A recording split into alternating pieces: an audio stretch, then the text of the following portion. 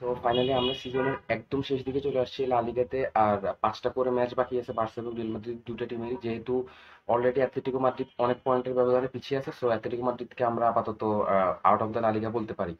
এখন লা লিগার দুটো টিমের মধ্যে রেস হবে, সেটা হচ্ছে Barcelona and Real Madrid. So let's talk about some matches. তো আমরা যদি বার্সার অপোনেন্ট নিয়ে কথা বলি, বার্সাকে ফেস করতে হবে ভায়াদোলিদকে। Have to be an easy match of course. এরপরে রিয়াল মাদ্রিদকে ফেস করতে হবে আমাদের। দেন আমরা যখন আমাদের এই ইউসিএল, যেহেতু আমরা ইউসিএল কমপ্লিট করতেছি, রিয়াল মাদ্রিদ ইউসিএল থেকে আনফরচুনেটলি নক আউট হয়ে গেছে এই সিজনে, সো ওদের ইউসিএল এর প্রেশারটা এবার নাই। এরপর আমাদের ম্যাচ খেলতে হবে আরো তিনটে ইম্পর্টেন্ট ম্যাচ, সেটা হচ্ছে ইস্পানিওলের সাথে একটা, ভিআইএল এর সাথে একটা এবং অ্যাথলেটিক বিলবাওর সাথে একটা। সো আমি যদি বলি বার্সেলোনার 5টা ম্যাচের মধ্যে অ্যাটলিস্ট 3টা ম্যাচ খুবই খুবই কঠিন ম্যাচ হতে যাচ্ছে। সেটা হচ্ছে একটা, অফকোর্স বিলবাওর সাথে ম্যাচটা অনেক কঠিন হবে এবং ওটা একদম লাস্ট ম্যাচ, লাস্ট 38 নাম্বার ম্যাচটা।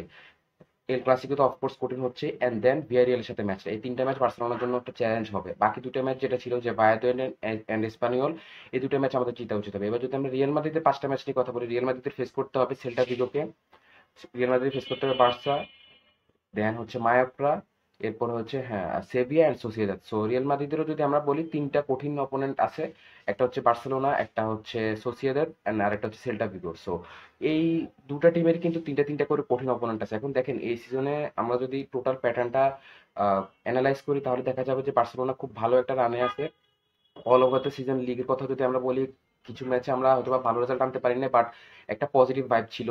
আদার দেন দ্য লাস্ট সিজনে কিন্তু আমরা এই অবস্থায় অনেক খারাপ সিচুয়েশনে ছিলাম আরো এই সময়টায়। সো এই সিচুয়েশনে অনেক ভালো অবস্থা আছে। আর যখন গত সিজন শেষ হয়, জাভি শেখ হয়, দেন ফ্লিক নতুন কোচ আসে, আমাদের টিম কোনো সাইনিং আমরা করাতে পারি না, তখন আমরা কেউ বিশেষ করে যে বার্সেলোনা এভাবে তিনটা ট্রফির জন্য টানা ফাইট করবে। একটা ট্রফি যেহেতু আমরা অলরেডি জিতেছি, সুপার কোপা।